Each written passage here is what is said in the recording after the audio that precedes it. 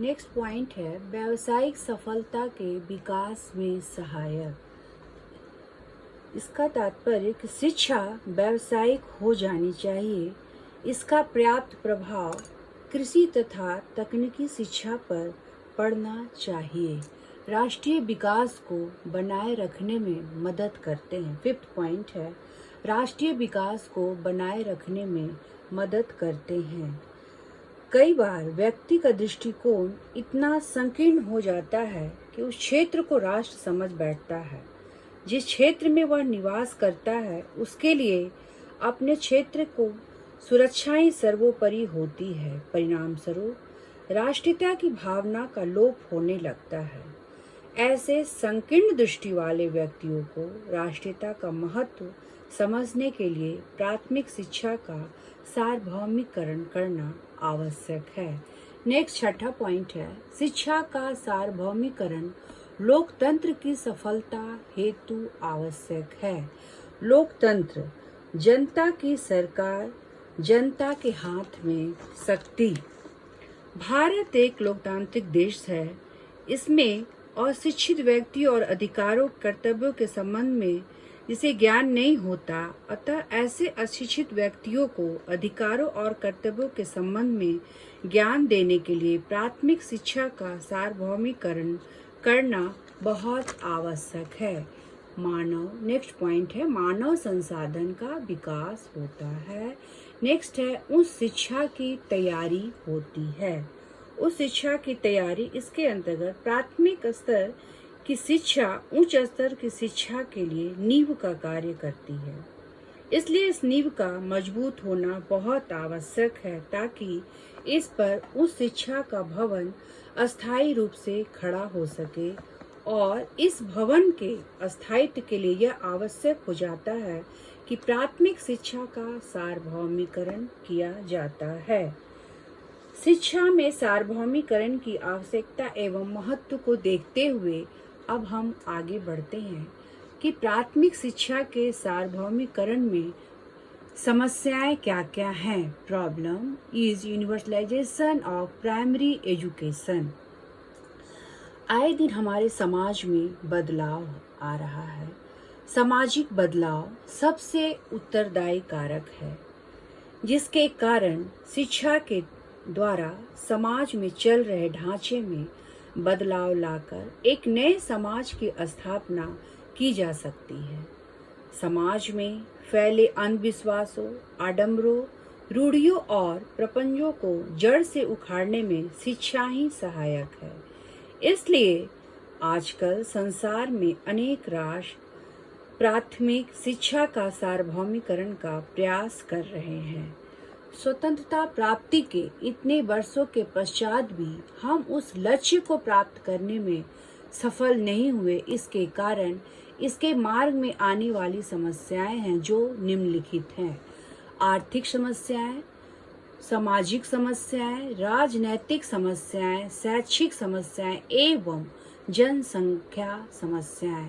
अब हम एक एक की विवेचना करेंगे। सबसे पहले है आर्थिक समस्याएं। आर्थिक समस्याएं इसके अंतर्गत हम देखते हैं कि सबसे पहले यहाँ पर पैसे की समस्या रहती है।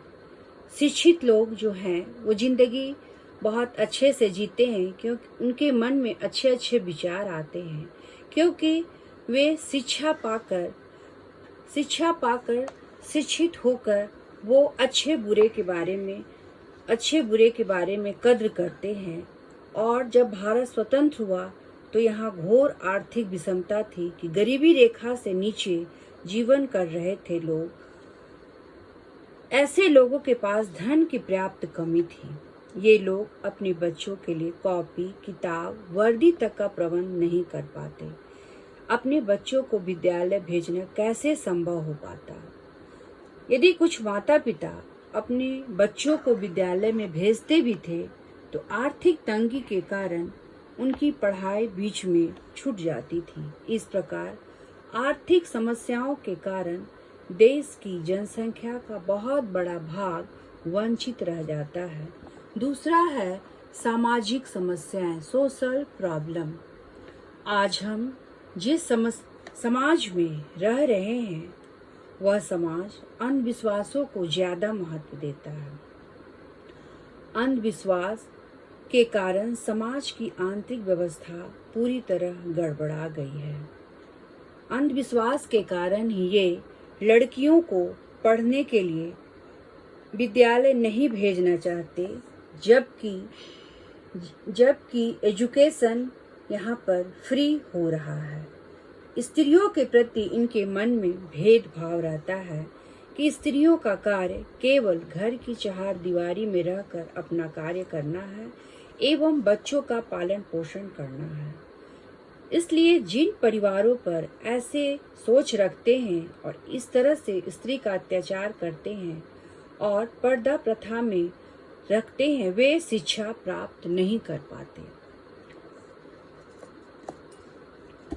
इस पुराने समय में शूद्रों को भी शिक्षा प्राप्त करने का कोई अधिकार नहीं था। निम्न वर्ग के कितने भी प्रतिभावान बाल को शिक्षा प्राप्त करने से वंचित रहना पड़ता था। हाथों में कलम होनी चाहिए थी, उन हाथों में मजदूरी की टोकरी आ जाती है। इसलिए कहा जाता है शिक्षा के बावजूद भी कुछ लोग अशिक्षित रह जाते हैं। बाल विवाह के कारण भी बाल विवाह भी एक सामाजिक समस्या है, जिसके कारण भी इन्हें शिक्षा से वंचित रहना पड़ता है। जिस आयु में उसे विद्यालय भेजना चाहिए उस आयु में वह उसे ससुराल भेज दिया जाता है, जिससे वह शिक्षा से तो वंचित रहती ही है, उसका व्यक्तित्व ही कुचल दिया जाता है। बाल विवाह का शिकार होकर असमय ही काल का ग्रास बन जाती है। सह शिक्षा का भी यहाँ पर प्रचलन था, जिसके कारण सार्वभौमिकरण में समस्या आती है कि लड़के और लड़कियों में भेद करने वाले कि एक साथ यह विचार था कि स्त्री शिक्षा के मार्ग में अवरोध उत्पन्न करते थे कि लड़के और लड़कियां एक साथ ना बैठे ना पढ़े। लड़कियों के लिए अलग से विद्यालय नहीं बनाए गए। उन क्षेत्रों में रहने वाली लड़कियां शिक्षा से वंचित रह जाती थी। इन सभी कारण से पता चलता है कि सामाजिक समस्या जो है हमारे प्राथमिक शिक्षा के लिए बहुत घोर संकट था। ये थर्ड है राजनैतिक समस्याएं, पॉलिटिकल प्रॉब्लम। प्रारंभ से ही हमारा देश राजनैतिक अस्थिरता का शिकार रहा है और राजनीतिक अस्थिरता के कारण चारों तरफ अशांति का माहौल बना है। ऐसे अशांत माहौल में शिक्षा की ओर ध्यान दे पाना संभव नहीं था। जब देश में ऐसी विकट परिस्थितियां चल रही हैं, तो भला कौन ऐसा व्यक्ति होगा जो शिक्षा को प्रोत्साहित करने के लिए कहेगा। इसके कारण ये लोग शिक्षा से वंचित हो पाते थे। शिक्षक का तबादला भी होता था। यदि विद्यालय शिक्षा का मंदिर है तो शिक्षक उस मंदिर का पुजारी है, तो सब प्रकार की व्यवस्थाओं का संचालन करता है। लेकिन कुछ राजनेताओं का शायद शिक्षक का यह पद स्वीकार नहीं था। उन लोगों के द्वारा शिक्षकों का तबादला किसी अन्यत्र जगह पर कर देते थे। उनकी हर बात का समर्थन नहीं किया जाता था। अच्छे शिक्षक को एक स्थान पर इसलिए नहीं टिकने देते थे कि उसने चुनाव के समय अपना समर्थन नहीं दिया था। ऐसे सोच के कारण हमारी शैक्षिक गति में रुकावट आई। ठीक है, आगे और हम बढ़ते हैं। फिर है शैक्षिक समस्या, एजुकेशन प्रॉब्लम। इसमें क्या देखा गया कि शिक्षकों का अभाव होता था। विद्यालय तो 1 किलोमीटर की दूरी पे हो जाते थे, लेकिन शिक्षकों के अभाव के कारण सार्वभौमिकरण की शिक्षा कराना बहुत कठिन होता था। सरकार ने शिक्षा के सार्वभौमिकरण के लिए विद्यालय की स्थापना तो कर दी, किंतु इन विद्यालयों में शिक्षकों का हमेशा अभाव रहता था।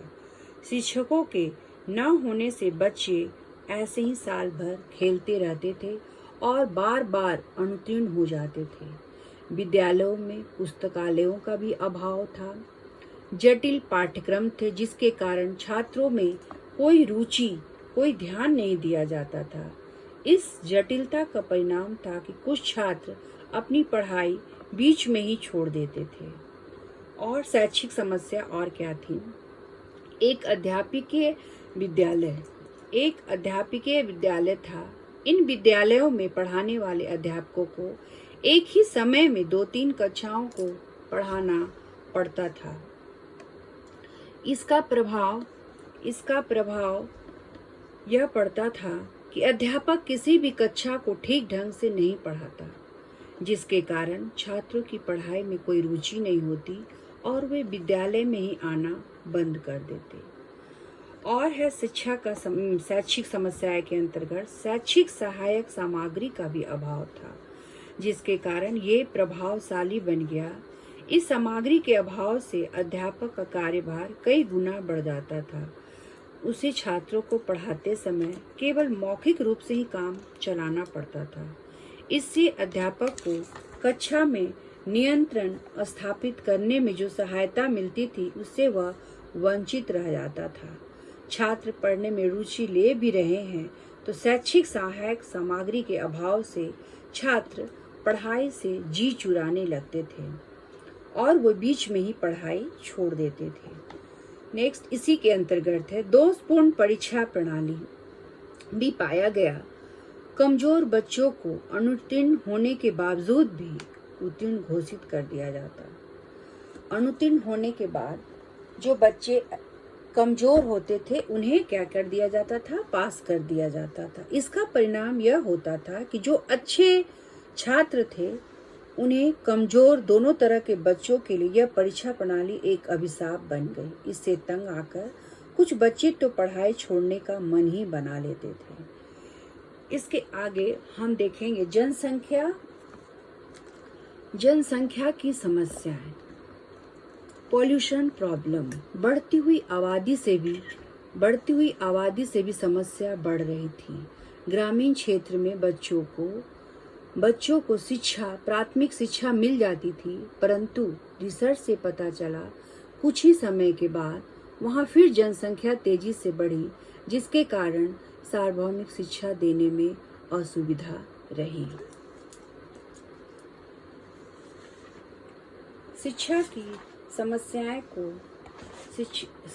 समस्याएं को देखते हुए अब हम आगे बढ़ते हैं सार्वभौमिक शिक्षा के कार्यक्रम। उसके अंतर्गत पहली अनौपचारिक शिक्षा, नॉन फॉर्मल एजुकेशन। शिक्षा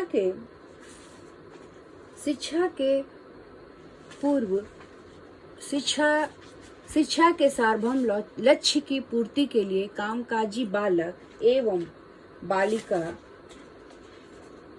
को शिक्षा देने हेतु अनौपचारिक शिक्षा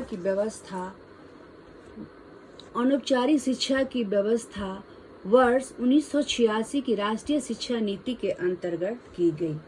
इसके अंतर्गत 6 से 14 वर्ष के बालक बालिकाओं को जो किसी भी कारण से औपचारिक शिक्षा नहीं प्राप्त कर पाए, समान शिक्षा प्रदान करने की व्यवस्था की गई। अनौपचारिक शिक्षा उस शिक्षा को कहेंगे जिसमें बच्चे आकस्मिक तथा स्वाभाविक शिक्षा होती है। इसमें छात्रों को मानसिक दबाव नहीं होता, बच्चे के दिमाग में परीक्षा का डर नहीं होता। इसके लिए और सार्वभौमिक शिक्षा ने दूसरा क्या कार्यक्रम बनाया है? ऑपरेशन ब्लैक बोर्ड योजना। ऑपरेशन ब्लैक बोर्ड योजना के अंतर्गत सार्वभौमिक शिक्षा के मार्ग में एक बड़ी बाधा विद्यालय में न्यूनतम सुविधाओं का ना होना। न्यूनतम सुविधाएं क्या क्या नहीं थी, इसके अंतर्गत 3 बातें रखी गई। लड़कों तथा लड़कियों के लिए अलग शौचालय की सुविधा तथा एक बरामदे सहित सभी मौसमों के लिए कम से कम 2 पर्याप्त बड़े कमरों की व्यवस्था होनी चाहिए। क्या होनी चाहिए? लड़कों तथा लड़कियों के लिए अलग शौचालय की सुविधा तथा एक बरामदे सहित सभी मौसमों के लिए कम से कम 2 पर्याप्त बड़े कमरे की व्यवस्था होनी चाहिए। प्रत्येक विद्यालय में कम से कम 2 शिक्षक हो, जिससे ये यथासंभव एक महिला भी हो। थर्ड है ब्लैक बोर्ड, नक्शा, चार्ट, खिलौना और कार्यानुभव के लिए उपकरणों सहित आवश्यक पठन सामग्री की व्यवस्था। योजना का विस्तार करते हुए प्रत्येक कक्षा तथा सेक्शन के लिए एक एक कमरा, प्रधानाध्यापक का कक्ष तथा कार्यालय, शौचालय, सुविधा, पुस्तकालय, शिक्षक तथा सामान खर्च की व्यवस्था हेतु आकस्मिक अनुदान उपलब्ध कराने का प्रयास किया जाए। फिर से हम इसको देख लेते हैं। ऑपरेशन ब्लैक बोर्ड योजना के अंतर्गत लड़कों तथा लड़कियों के लिए अलग शौचालय की सुविधा, बरामदे सहित कम से कम 2 पर्याप्त बड़े कमरे होने चाहिए। प्रत्येक विद्यालय में कम से कम 2 शिक्षक, जिसमें से यथासंभव एक महिला हो। और थर्ड है ब्लैक बोर्ड, नक्शा, चार्ट, खिलौना और कार्यानुभव के उपकरण सहित आवश्यक पठन सामग्री की व्यवस्था। थर्ड इन्होंने प्रोग्राम किया न्यूनतम जीवन स्तर, न्यूनतम शिक्षण स्तर, मिनिमम लेवल ऑफ लर्निंग। इसके अंतर्गत इन्होंने योजना चलाई कि शिक्षा की सार्वभौमिकता इस बात पर निर्भर करती है कि नीति शिक्षण स्तर का निर्धारण करना, समानता तथा गुणवत्ता लाने के लिए प्राथमिक शिक्षण के प्रत्येक स्तर पर कार्यनीति अपनाई जाए। इसके लिए ये उपाय किए जाने चाहिए। पहला, उपलब्ध शैक्षिक स्तर का मूल्यांकन। दूसरा, स्थानीय उपलब्धियों को अनुकूल बनाने के लिए न्यून शिक्षण स्तर में संशोधन। तीसरा है क्षमता आधारित शिक्षण के लिए शिक्षकों का ओरिएंटेशन प्रोग्राम। 4 है शिक्षक निर्देशिका तैयार करना। और 5th है यूनिट परीक्षाएं तथा मूल्यांकन परीक्षा तैयार करना। और नेक्स्ट है पाठ्यक्रम तथा पाठ्य पुस्तकों में संशोधन करते समय न्यूनतम स्तर पर ध्यान रखना। चौथा कार्यक्रम है सार्वभौमिक शिक्षा के अंतर्गत अन्य उपाय को भी दर्शाए गए हैं। अन्य उपाय क्या क्या हैं कि सार्वभौम नामांकन के लिए बालकों तथा अभिभावकों को प्रोत्साहन देना। यह प्रोत्साहन धन, छात्रवृत्ति, अनाज, ड्रेस, स्टेशनरी, पुस्तकें आदि के रूप में दिया जाए। कहने का तात्पर्य कि सार्वभौमिक शिक्षा के अंतर्गत जगह जगह जो प्राथमिक विद्यालय रहते हैं, गांव के अभिभावकों को उनकी रूढ़िवादिता को दूर करना चाहिए और बच्चों को नामांकन के लिए प्रोत्साहन करवाना चाहिए। दूसरा है विद्यालय प्रत्येक बालक की पहुंच में हो, अर्थात 1-2 किलोमीटर के अंतर्गत में ही विद्यालय होनी चाहिए ताकि बच्चों को असुविधा आने जाने में ना हो और बच्चे इसमें मन लगाकर आना जाना करें। थर्ड है नामांकन हेतु प्रचार प्रसार एवं दंडात्मक उपाय अपनाना।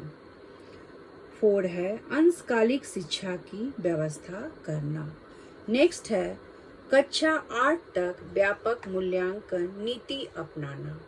और नेक्स्ट खेल द्वारा शिक्षा विधि को अपनाना, जिससे बच्चे शिक्षा को लचीली समझे और इसे अपनाएं।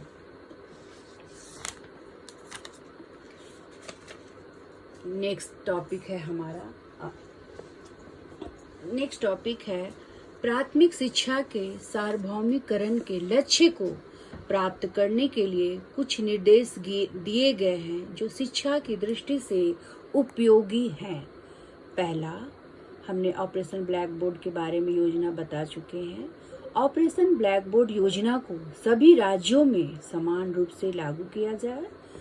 दूसरा, बालिकाओं की शिक्षा को बेहतर बनाने के लिए सरस्वती योजना चलाई जाए। थर्ड है सभी राज्यों में विद्यार्थी सुरक्षा बीमा योजना लागू की जाए।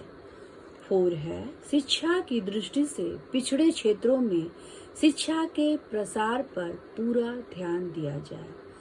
नेक्स्ट है जन जागृति के लिए जनसंचार के साधनों का प्रयोग किया जाए।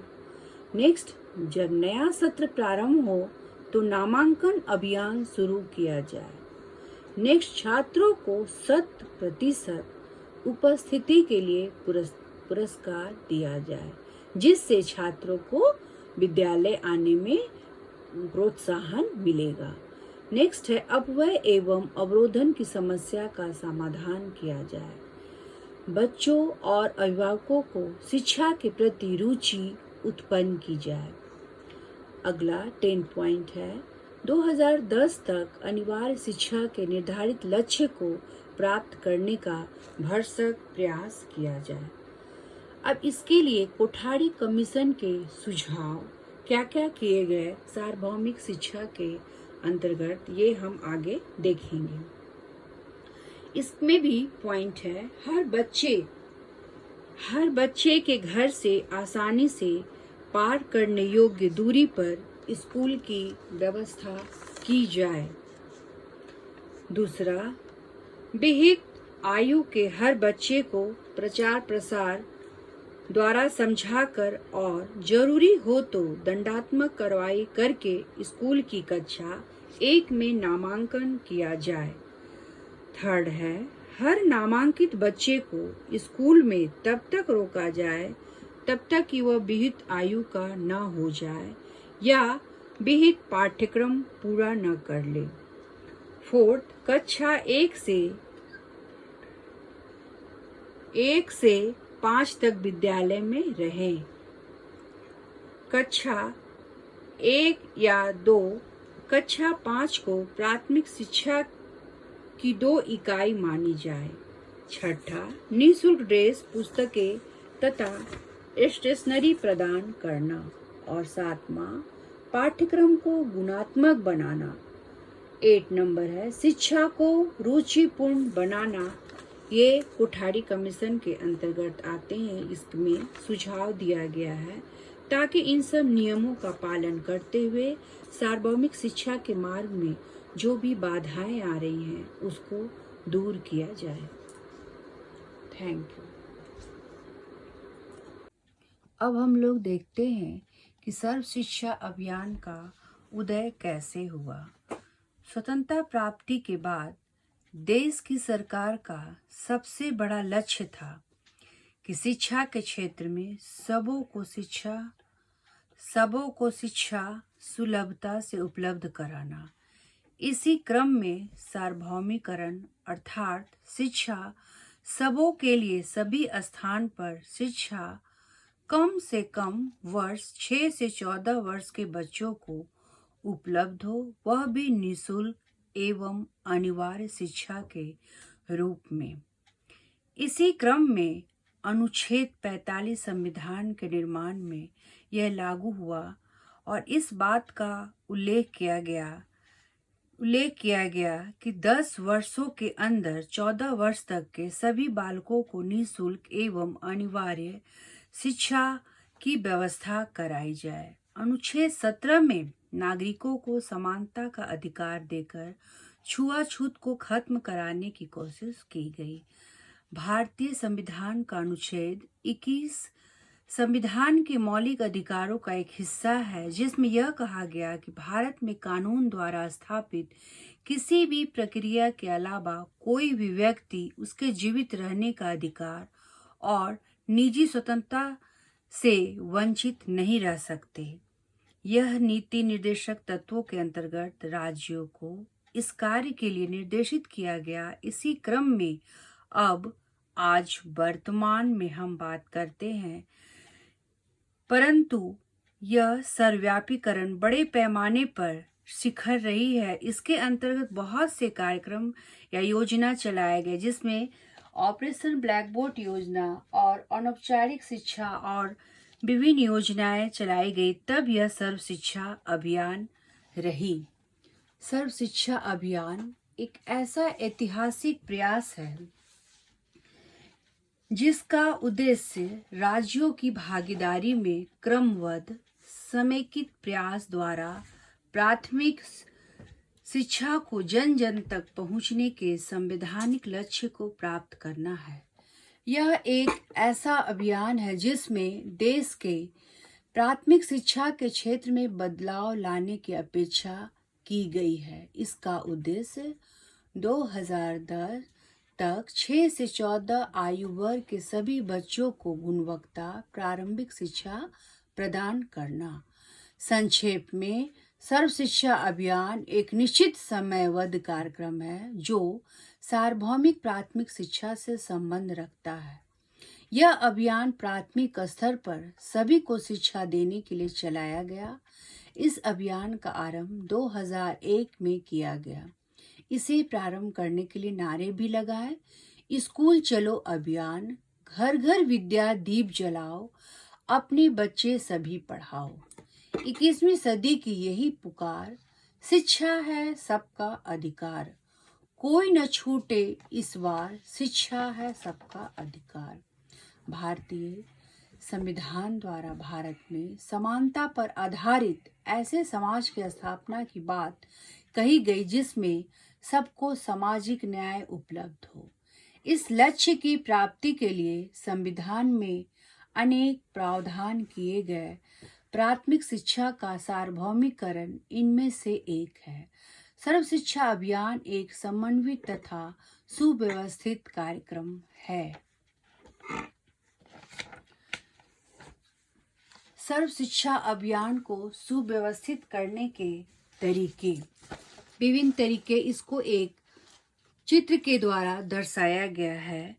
इसके अंतर्गत इस कार्यक्रम के रूप में सर्व शिक्षा अभियान की शुरुआत की गई है। इसके अंतर्गत पंचायती राज संस्थाओं, विद्यालय प्रबंधन समिति, शिक्षक अभिभावक समिति, जनजातीय स्वायत्त परिषद, ग्रामीण नगरीय मलिन बस्तियों की शिक्षा समिति और जन निधि, ये सब मिलकर सर्व शिक्षा अभियान को सुव्यवस्थित करते हैं।